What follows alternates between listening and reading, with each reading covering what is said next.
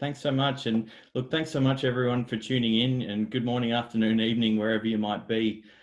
Thanks so much to Miguel, Fran and the team for organising this Global Futures Summit, and the massive amount of work that must have gone into creating it so quickly.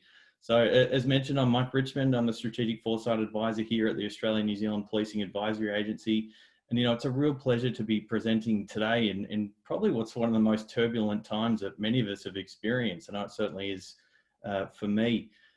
Before I start though, I want to just spend a moment to express my condolences for any of those of you who might have lost loved ones, and really to thank all of the healthcare workers and first responders that are out there that are working around the clock to keep us safe and allow us to do things like this.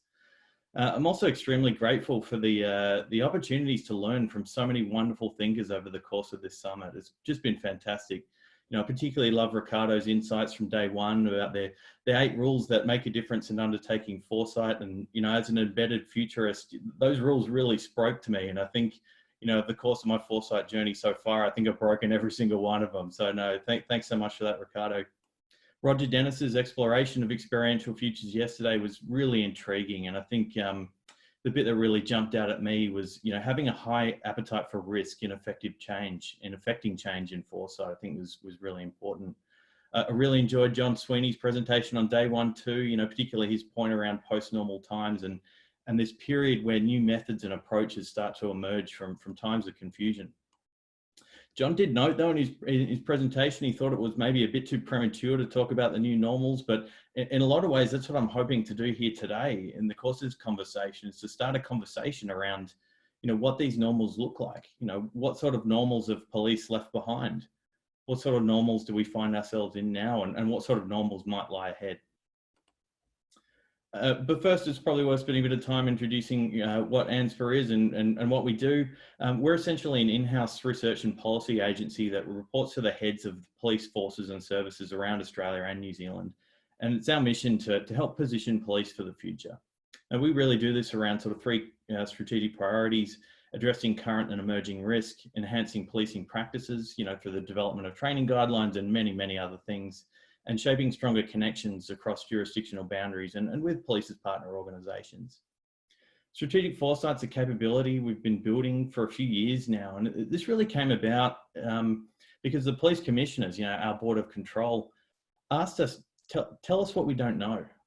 This is an interesting starting point, and I think perhaps one that maybe triggers a lot of strategic foresight capabilities in organisations. But for me, this question, really stems from the recognition that the world around them was rapidly changing. There was risk of strategic surprise. So I think in a lot of ways, it was an act of foresight by the commissioners in tasking us with this work. Our strategic foresight program has been built around, regular environment scans of the changes we see impacting police's operational environment, and also trends analyses of some of those sort of broader macro trends that we see shaping the future. I suppose in case you've somehow impressively, amazingly missed it, we're dealing with the worst virus pandemic in a century, and significant upheaval to so many international and domestic socioeconomic systems. I think what's particularly challenging about this era we're in is it's effectively 2 crises. The public health threat posed by the virus itself, and then the economic crisis caused by the measures needed to defeat the virus. And both of these challenges pose both of these crises rather pose challenges for police in both the present and the future. I think, one of the really interesting things is that not only have things changed, but different things are changing at different speeds. Part of our environment scanning efforts at ANSPA was sort of built around these 6 scanning domains, which in a lot of ways is a variation of the standard PESTLE framework many of you will be familiar with. Over the course of the last few years, I'd say that innovations in technology has arguably been the fastest changing and most impactful domain. In terms of its potential to reshape the future of policing. New technologies have constantly been emerging that create new opportunities for police and criminals alike. We think about the sort of suite of technologies under the umbrella of artificial intelligence is one that springs to mind for many. But I think, at least in the present moment, we've seen, government strategic priorities and economic pressures really jump to the fore in terms of their pace of change and impact, as governments really grapple with the scale of the outbreak and the economic crisis posed by, massive and sudden unemployment. At the same time, we're seeing masses of people suddenly thrust into working and learning from home. The dramatic spike in internet use is also helping to trigger a range of different emerging social trends, some of which, Alexandra Whittington spoke about earlier today. And all this comes at a time when police are needing to swiftly transition into playing increasing roles in public health and coping with the changing community expectations that come with all that. I think one of the other major effects this crisis has had is that it's really contracted time, or rather the time that we're comfortably uncertain about has really narrowed. Many of you will be familiar with this particular diagram, or at least a version of it. And what it's really trying to do is talk to how uncertainty increases the further ahead you look. Many organizations, and not just police, have very strong business processes built around managing these tactical and strategic planning horizons, and really tend to leave the vision horizon to senior leaders, if not the heads of the organization themselves. And I think in general, it's pretty fair to say that not many organizations spend a lot of time thinking about the horizon beyond that, the future from which systems level disruption and evolution occurs, and what our preferred future within that context look like. And I think what the pandemic has done for police anyway is really contract time, where tactical horizons are perhaps better measured in hours, strategic planning horizons in days, vision in weeks, and disruption in sort of months. I think where we are now, really broadly speaking, we're at a place of peak uncertainty. And there's been a number of speakers over the course of this summit that have spoken to this point. The swiftly moving and cascading impacts through our complex socioeconomic systems means that, uncertainty about the future is as high as it gets in many places and for many people. The futures we might have seen for ourselves only a few weeks ago have been turned on their heads. And I really like the way Peter Hayward from FuturePod describes it, that, many of our assumed futures have been extinguished. But of course, opportunity lies in crisis, and as many futures have been extinguished, there's also many more have been created. And I think this is really the place where futurists can add a lot of value in helping people and organizations understand what those futures might look like. Just as an aside, if you haven't had a chance to tune into FuturePod, I highly recommend it. It's a fantastic medium for learning about the field and about the experiences of so many experienced practitioners, many of which have presented at this summit. I suppose this really gets me to the theme of this session, is trying to understand how our worlds have shifted and what could lie ahead, at least at a very high level. For me personally, it's been a pretty fascinating exercise to try and visualize, and develop some really rough edge scenarios of what the future could look like based on some of the signals we've been picking up. Obviously there's a lot more thinking that needs to be done in this space, and I certainly welcome any of the feedback or reflections you might have. So please jump into the QA and chuck in your thoughts and comments. Also, while you're in there, say hi on the chat. It'd be great to hear where everyone's tuning in from. I suppose in any case, over the last 2 or so months, we've moved from this old normal to this new reality characterized by pandemic management strategies like social distancing, isolation, quarantine, as governments have really battled to get on top of the outbreak and flatten the curve. Obviously these measures I've mentioned before have come with widespread economic disruption as a consequence, which is really the second crisis. Looking ahead, we might see a scenario where we discover a cure, a vaccine or some other method to suppress the virus, and suddenly, presto, life returns back to the old normal, or at least something very close to it. We might also see a scenario where, a cure or a vaccine is delayed, and our systems need to cope with the prospect of resurgent outbreaks or social distancing measures being turned off and on to manage the pandemic. We might also see a scenario where the twin pandemic and economic crises trigger a third crisis, and a breakdown of the social order needed to manage the outbreak. And I suppose lastly, we might see a scenario where, a cure or a vaccine is discovered and steps are taken to, really improve and revolutionize the systemic failures we were all experiencing in the pre-COVID normal. Before I sort of dig into those scenarios in a bit more depth, I just wanted to pause a minute on how the sort of policing world has changed in this transition from the pre-COVID normal to the current normal we find ourselves in. Obviously these challenges vary in terms of their relative importance between jurisdictions, but broadly pre-COVID policing was focused on the classic policing challenges like property crimes, alcohol-fueled harms, domestic violence, drugs, mental health, and so on and so on.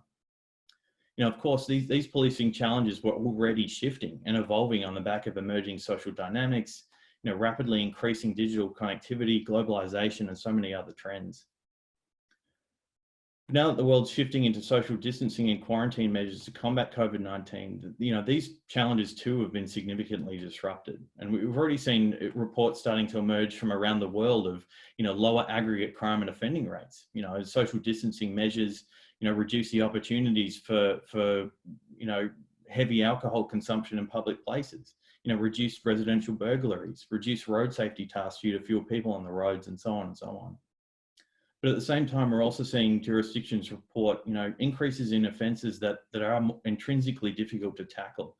Things like, spikes in family and domestic violence, spikes in cybercrime and cybersecurity threats, with things like social engineering and phishing attacks, shifts in the organised crime world towards things like price gouging and profiteering from fake medical supplies and so on.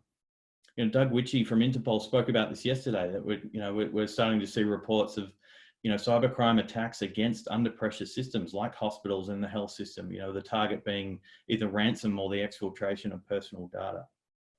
All the while these transitions are happening, police are needing to grapple, respond to these challenges, but also grapple with the challenges of workforce management, like protecting their own workforces from infection, enforcing social distancing mandates by governments, public communications, reprioritizing workload, and so on. I think what's been, really challenging is that there isn't a playbook for this. The last comparable situation was 100 years ago, and the world's changed significantly since then, not least of all policing. So what we're seeing is that police are needing to respond to this rapidly shifting environment with innovation and new emergent practices to cope with a changing environment. Of course, criminals are doing exactly the same thing. We could spend a lot of time, just talking about the policing challenges in the present, but I think, looking into the future fog is perhaps more what this session is about. So I'll press on, but, happy to answer any questions as best I can towards the end. Looking ahead, I think the scenario that most people are hoping for, if not actively pursuing, is that we'll suddenly snap back to the way things were, or at least some approximation of it. It's been really interesting to keep an eye on some of the narratives and metaphors that different governments have used around the world. And again, John Sweeney talked about, the war metaphor that often gets wheeled out, and the cognitive limitations that sort of metaphor can impose. Here in Australia, we've heard the government use a hibernation metaphor, particularly in reference to the economic crisis, which, for an Australian is a pretty interesting one, because as far as I know, no Australian animals actually hibernate. But, this hibernation metaphor is an interesting choice, but because it implies this sort of long pause, which is really the theme of the summit. But, in some ways, this pause metaphor is a little bit problematic, because it also implies an awakening, a springtime where this nightmare will be over and we can all get on with our lives, which in some ways is built on the supposition that a cure or vaccine is just around the corner, or, there's new strategies put in place to manage it, like, suppression within domestic borders, and then, really eliminating the importation of cases across national borders, to such an extent that we see the virus sort of fade into the background. For much of the economic policy that's been rolled out in Australia to alleviate some of the financial stresses that massive unemployment, brings, is about keeping the pre-COVID systems going. And the government itself recognises that a lot of these policies are unsustainable in the long term. Should this scenario eventuate and resilient systems of the pre-COVID world, return, of course, there's going to be a need to sort of grieve and recover from the strain and stresses of this crisis. And, for police, it's going to mean devolving many of the public health functions it's acquired over the last little while, and shift back, to these sort of old policing challenges as they too re-emerge. But, I don't think anyone's under any illusions that things are going to be back exactly the same way that they were. As Tony Stark and the Avengers found out, the snap couldn't be totally repaired, and the world didn't return to the way it was before Thanos. We've heard other speakers talk about, COVID being a really democratized crisis. But even then, the impacts haven't been felt evenly at all. You know, for example, there's been reports over the UK that men are far more likely to die from COVID than women. And in the US, you know, African Americans have been disproportionately affected. You know, in terms of the economic crisis here in Australia, there's been signs that women and people from low-income households have been disproportionately affected by job losses. And, you know, while a lot of these economic policies have been, you know, go a long way to alleviating some of the immediate stresses, there's some risk that this economic crisis will serve to exacerbate economic inequalities in the long term if left unaddressed. There's a well-respected think tank here in Australia that, you know, points out a lot of these massive expenditures made by government are going to have to be paid for. And it's highly likely that burden is going to fall on the next generation, you know, which could potentially exacerbate intergenerational conflict and a lowering of future living standards. From a policing perspective, these sorts of systemic pain points are really recipes for public protest and can also go a long way to eroding social cohesion, which, you know, breaks down a lot of these informal social controls that do so much to prevent crime. It's also probably very likely that we can expect a future here where, you know, people across society, and particularly medical staff, are forced to deal with the challenge of post-traumatic stress disorder. And, you know, in Australia and New Zealand anyway, mental health challenges have already been an increasing pressure point for police before COVID. You know, as many speakers have already spoken about, it's, you know, in many ways, we can expect a lot of the habits that have been formed during this crisis period to continue on. You know, others have already spoken about the potential long-term normalization of working and learning from home. And, you know, in that sort of environment, you'd expect cybercrime and cybersecurity threats to be an ongoing feature of this digital first future. You know, getting into this next scenario, I think, you know, one aspect of this crisis of note is that there seems to be an implicit assumption that we will indeed find a cure or a vaccine. Now, look, I'm certainly not an expert in this space at all, but, you know, it's those sorts of assumptions that in some ways can create blind spots about the future. And I think we do need to entertain the possibility that, you know, a vaccine might not be found, or it might be a long, long way away. And this scenario supposes just that. You know, maybe the virus continues to mutate and a long-term universal vaccine can't be found. There was some really interesting analysis done by the Imperial College of London under the scenario that we could see repeated waves of infection, you know, with social distancing practices ramped up and ramped down based on intensive care capacity as a way to sort of manage the risk of crisis fatigue and isolation fatigue and keep economies afloat.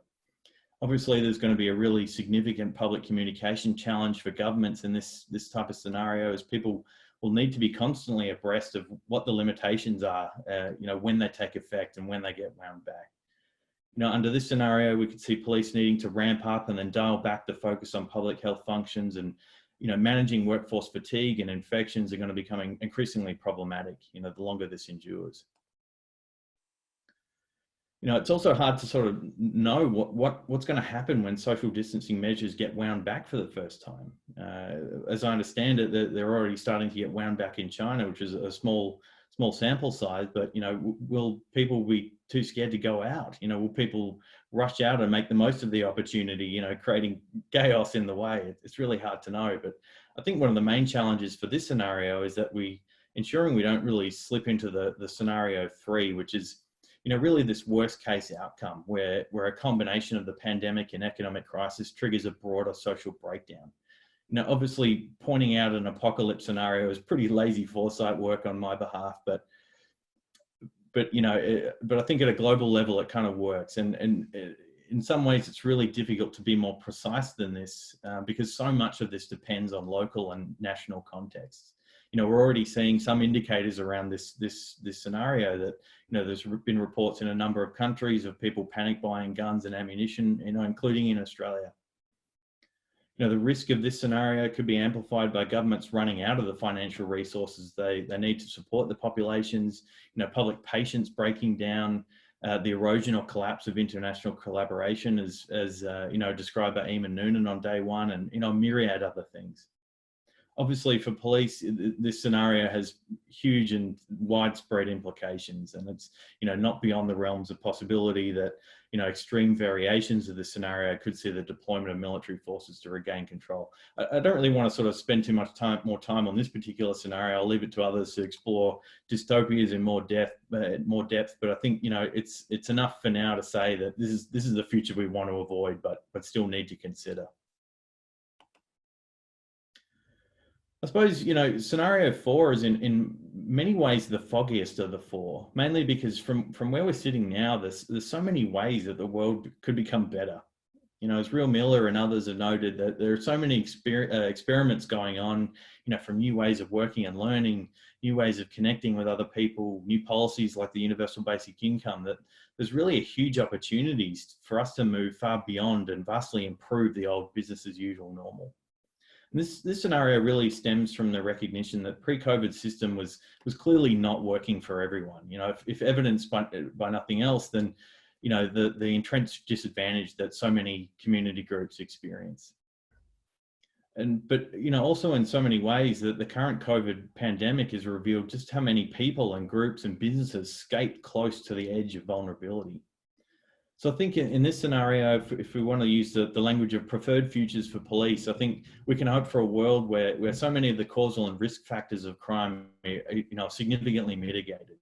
The socio-economic system becomes realigned in such a way that these systemic vulnerabilities we see that influence either criminal behavior or criminal victimization are really reduced. Given the huge range of potential crimes and offences out there, it's quite difficult to pin these down. But good places to start are things like sufficient employment opportunities to reduce financial stress, improve social cohesion and inclusion, safe and nurturing environments for children, and so on. But these sorts of things only really get to two of the three factors that contribute to criminal outcomes. And I think we will need police forces that have the capability, the capacity, and the trust from all segments of the community to really address crimes when they emerge. And I'll touch more on this a bit later. I think what we also need to remember here is that, it's not only people with good intent that are looking to make the most of this crisis. After all, good and bad are entirely subjective notions. There have been some reports in Europe and the US of people seeking to deliberately spread the virus to groups they don't like, and reports of accelerationists seeing the pandemic as an opportunity to speed up interethnic conflict, from which presumably they think they'll emerge victorious. But I think one thing we can take from exercises like this is that the future is highly contested spaces, and it's hard to think of a time where it's been more contested. Maybe the end of World War II even. Different people, different groups, different organizations or governments are all going to be competing to create their own visions of the preferred future. And, given socioeconomic systems and power structures vary significantly between nations, in the medium term, I think we could see all four of these scenarios play out in different countries to different extents. Obviously, these four scenarios are really built around these classic scenario archetypes, and they're extremely broad and need a much deeper refinement. So as I said before, I'm more than happy to receive any feedback or reflections from everyone listening in on how they can be improved. But of course, futures thinking is only really of use if we can translate it into tangible action, or in the very least, well-considered inaction. I think this is the core challenge for many futurists, particularly those like me that are embedded in organizations. Decision makers justifiably need advice and options to help them chart paths through uncertain times like this. And I think, this is the value of scenarios in uncertain times, particularly for necessarily action-oriented institutions like police, is they bring a real focus on resilience. And again, I want to really echo Ricardo's presentation from day one in saying that preparedness is key in the face of these scenarios. As I mentioned in the snapback scenario, the future won't be the same as the past. But at the same time, I think there are some things that we can be more sure about. For police, I think public health and public safety are going to be intertwined for a long time, and particularly at national borders. In some ways, coronavirus could be a 9/11 moment, where international travel and the safety measures that are imposed on that travel have been reshaped for years to come. I think we're also going to see workforce management, particularly mental health, fatigue, occupational health and safety, and workload prioritization, remain headline challenges for police for a long time. As I mentioned before, mental health in the community is also going to become a much more significant challenge, particularly as crisis fatigue sets in.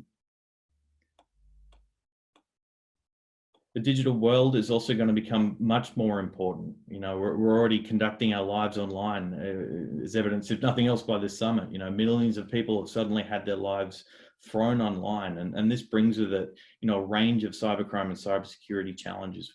Many of which are notoriously difficult to police, given they more often than not straddle international borders. International partnerships, as well as partnerships with the private sector, are going to become increasingly important. As I mentioned before, national debts are going to be significantly problematic in the years ahead, and governments have taken on enormous debts to meet these crises, and these debts are going to need to be paid for sooner rather than later. I think for police, as long as there's a binding with the public health functions, you might think some of their revenue or funding streams are perhaps more resilient, but given the uncertainties, you can't rule out future cuts. And at the same time, you can't rule out cuts to other services that might address or mitigate some of the causal factors of crime at the same time. And a lot of these other services, work as part of a system to reduce the risk of criminal behavior.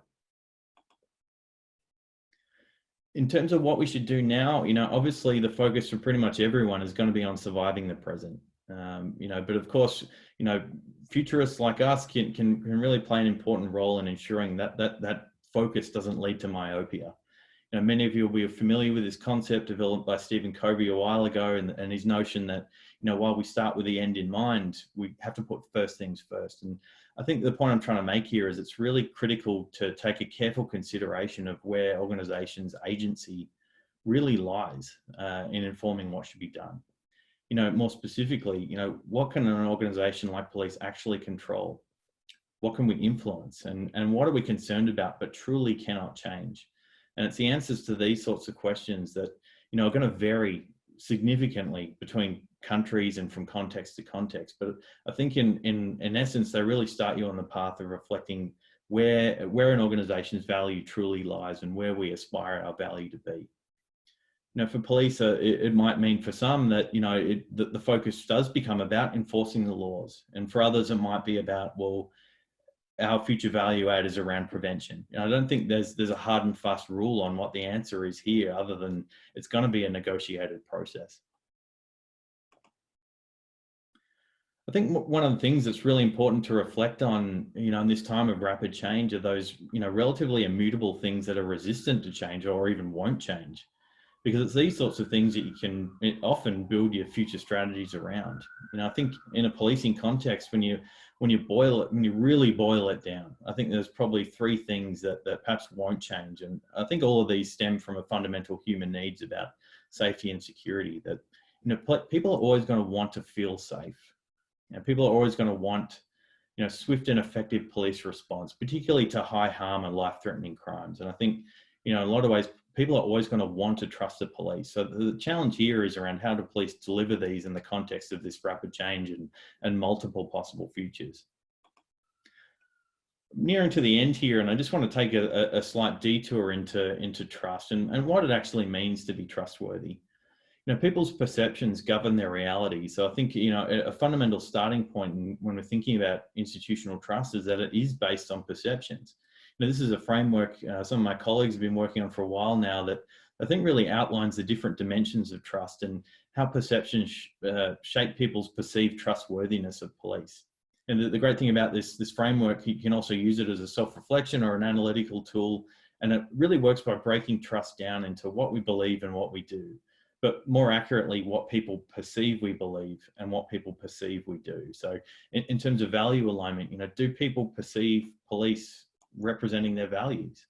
For intentions, do people perceive police that make decisions for the right reasons? Do people perceive police apply the laws and their powers evenly? And do people perceive police actually do what's after them? So these four dimensions of trust really act in tandem to shape the overall picture of trust that people have in their police. And I suspect there'll be a need to have a really increasing focus on trust into the future, but not just in police, in other institutions too, if we're going to create this future, this repair with gold future that I think so many of us are aiming for. So just a couple of points here to sort of tie a bow around it. I think policing's been significantly disrupted over the last few months, and uncertainty is really high. I think broadly speaking, there are 4 scenarios that lie before us, each with their own challenges. But I think we all recognise here that we can't go all the way back to what they were, and the future is going to be highly contested. I think in a lot of ways, a focus on agency and trust is going to be key. So I might stop sharing it there and try and get the chat function up in the QA, and we'll see if there's any questions that people are keen to jump in on. Okay, so we've got one question that's come up here. So what are your observations about the difference between Australia and New Zealand in their response to the COVID crisis and the success of each country to date? Well, I think broadly, I think the responses of both countries have been fantastic. Both governments and police forces have acted really swiftly to get ahead of the curve. And I think, the evidence for that is the flattening of the curve that we've seen, particularly over the last few days. Look, and I think in some ways the Australian context is a bit less straightforward than New Zealand. There's multiple jurisdictions at play, being a federated system. So, but they've done a fantastic job in managing the challenges with that. So, thanks so much for your question. We'll see if any more come in, but look, feel free to jump in with your questions. There's a couple of things on the chat too. A couple of people saying hello to Joaquin from Argentina, Francisco as well, and a couple of people from Toronto and LA. So it's really great to hear you tuning in here. And look, as I said before, if you're wanting to jump in with some questions or reflections on some of the things I've talked about here, I certainly welcome it. This discussions around where the future might go is in need of collaboration. We all need to sort of really pull together and work out where we want to go. At the same time, it's really going to be important for local communities and nations to really reflect on their own context and their own situations in working out what the future is. There's a question here from Manu around the difficulties for policing in a country like India. Apologies, Manu, I'm not really familiar with policing in India or much outside of Australia and New Zealand, to be honest. So I'm going to have to dodge that one. But look, just broadly speaking, as I mentioned before, we're in a time now where police have been significantly disrupted along with everyone else with this crisis. And there's a real imperative for police forces around the world to work with government and work with partners to really pursue public health outcomes. So it's an extremely challenging environment. There's another question here from Julian. Apologies if I butchered your name there. But knowing that the future is digital, what's the best channel for communities to organize and build this trust that is so important for the safety and to build together infrastructure needed? That's a really interesting question. And I think, in a lot of ways, platforms like this are a great starting point. Obviously, I mean, it's a proxy for face-to-face engagement. It's never going to perfectly replicate the value that you can have from having a conversation with someone in the room. But obviously, having a conversation with someone in the room is not safe right now. So we need to make do. So there's another question here from David, who appreciates the endgame reference. Thanks, David. I'm glad you enjoyed it. Do you think the situation we're living in would make people nicer with each other? And that's a really interesting question. I think, I can't remember who said it, so apologies there. But, in times of crisis, you look for the helpers. There's always people who will really rally at a time like this and really reach out to people to help each other. So I think that's, we really got to look out for these people and really champion them, because it's these sorts of people that really reiterate the importance of social cohesion. And, in Australia, we're seeing lots of reports of this sort of thing happening. But, at the flip side, there was a survey released a couple of days ago that talked about what Australians are really concerned about. And there's an interesting statistic from that people were more concerned about society becoming more selfish than they were concerned about actually catching coronavirus. So to me, that says that people are really attuned to that risk, which I think is a good thing. There's a question here from Barbara. Police have been given considerably more powers than usual, e.g. operating under emergency. Is there a risk that power won't be pulled back or governments won't know when to do that? Look, Barbara, that's a great question. I think this is a really vexing one. Again, there's sort of no hard and fast answers to this sort of question. It's really going to depend on national context. You know, what's the relationship with police and with government moving forward? You know, I think what you're sort of getting to is this, you know, this shift towards authoritarianism and becoming a police state and these sorts of things. And look, surely in some places there is that risk, absolutely. But, you know, at the same time, we're also seeing powers brought into place which are very much needed and will be needed in the future. You know, for example, there was a law brought in Australia only yesterday that makes it illegal for people to spit on or cough on health workers. Now, a law like that, it's really sorry. You know, it's in some ways it's really disappointing that we need a law like that, but we need a law like that in this particular environment, and you can't see a good reason why a law like that would be rolled back. But as I mentioned, you know, this sort of tension that we're going to have is going to need to be resolved in national context.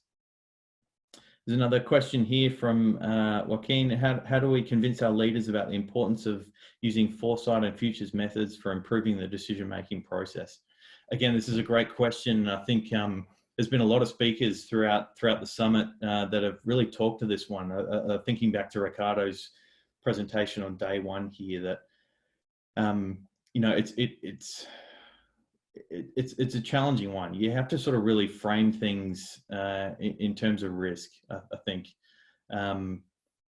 But again, how you position it really depends on the leader and what their preferences are. You know, for police, the police respond to risk, they respond to threat, and these sorts of words. That's the nature of the business. So, you know, using those sorts of languages can really help. But at the same time, I think you need to balance that against, you know, where are the opportunities? You know, if we talk about everything in terms of you know, strict risk focus, you can often block out where the opportunities are. And look, you might think that a risk is simply an opportunity missed, and that might be so. But, you know, painting pictures around what the future opportunities could be is, I think, you know, something that resonates with a lot of leaders. So thanks for that question. So there's a question here in the chat from Jack. Do you think that we need to re-identify the meaning of safety from now on? Yeah, I think that's a really great question too. And as I mentioned before, I think in a lot of ways, the at least in the present, you know, public health has very swiftly been brought into the, you know, the public safety sort of family, if I can talk about it in that way. That I think we will need a broader definition of safety, and I think we will end up with a broader definition of safety as a result of this. So thanks for that question. See if we can skim through for any more. With 2 countries under your remit, how do you ensure you're across the latest information for both? Thanks, anonymous attendee, for that particular question. Look, that's a real challenge. It's something that we grapple with all the time. Something that you know, any environment scanner will know is there's just a tidal wave of information out there. How do you pass it all? How do you focus to what's really salient? You know, we're over the course of our strategic foresight program, we've really taken care to sort of hone the scope of it. For example, our environment scan only really talks about things happening in the operating environment around police. We don't necessarily scan for, actually we don't scan at all for things that are happening within police organizations. You know, given that we report to the different jurisdictions, they're across those things. So we sort of limit our scope in that way. There's other things that we do as well. You know, really trying to break down to those strategic issues and really trying to focus there. You know, once upon a time, we did have common priorities that we used to try and talk about the conversation, but, you know, things like trust and confidence and technology and volume crime and those sorts of things. But we found that they were so cross-cutting that we were sort of limiting ourselves in a way by focusing too much on those. But, you know, in terms of the latest information for both, as I said, there's a real tidal wave of information here, and I think process is your friend in these sorts of places. You really need a pretty robust record keeping process and a triage process to help you filter all that information. There was a great paper done by Andy Hines a few years ago. He's based out of the University of Houston program, who wrote a paper talking about the process for developing a distributed horizon scanning model across the US Forestry Service. And I really encourage you to go chase that paper up, because he talks through, you know, the difficulty of needing to have this distributed model and needing to bring everyone along with a consistent triage process. And it was things like, you know, how salient is the information, how, you know, what's the urgency on acting of it, you know, is it happening now or is it happening later? These sorts of questions, which I think you can sort of work through subjectively as you're processing information, and come back to that discussion later. So hopefully that's answered your question. And yeah, it's a real challenge is processing information. So another question here from another anonymous attendee. What are your views on how the public sentiment seems to be shifting regarding giving up personal freedoms as some societies explore more tracing and health data-based policies, such as antibody-based right to work or immunity passports? Is there a risk that governments have gone too far with abusing power and using fear to gain more power? Look, again, I sort of tackled this question a little bit with Barbara's question earlier. I think this is a challenge. It will be a challenge for a number of jurisdictions out there, but I really go back to this point on trust. I think, you know, how we negotiate trust into the future is going to be really important, and it's going to really differ between jurisdictions. As I mentioned before, there's been a number of powers brought in that sadly are needed and will be needed in the long term. Things like coughing on healthcare workers and spitting on people and those sorts of things. I mean, it's a shame that we need laws for those sorts of offences, but sadly we do. In terms of immunity passports, look, I've seen this question bob up quite a lot. As I understand it, again, I'm not an expert at all on this field, but you know there are reports that you know some people are recovering with no signs of antibodies or anything like that. So there's a lot of work and a lot of science that needs to be put in place before we can come up with an internationally agreed process for immunity passports. So I think that's going to be a challenge. So I'll just scan both the chat and the Q&A here. If there's any more questions I haven't answered, but I think that's just about all of them. There's a couple of minutes left if you want to jump into the question. Oh, here we go. Here's another one from Jack. Oh no, we've already tackled that one. All right. Look, if there's no more questions, anyone, we might sort of draw a line under it there. Thanks so much for your attention in this particular chat. And look, as I said, it's a really interesting space that we're working in, but also extremely challenging one. You know, I'm lucky to be sitting from my place here in Australia in relative safety. There's plenty of people, you know, around the world that are in far more challenging circumstances with me, and you know, my heart goes out to all those people. So, you know, wherever you are and whatever you're doing is make sure you're one of those helpers. You're out there sort of helping your community and helping your family as much as you can. So look, thanks everyone for your time, and thanks everyone for letting me know where you're dialing in from. It's great to see so many people from around the world get involved in this conversation. So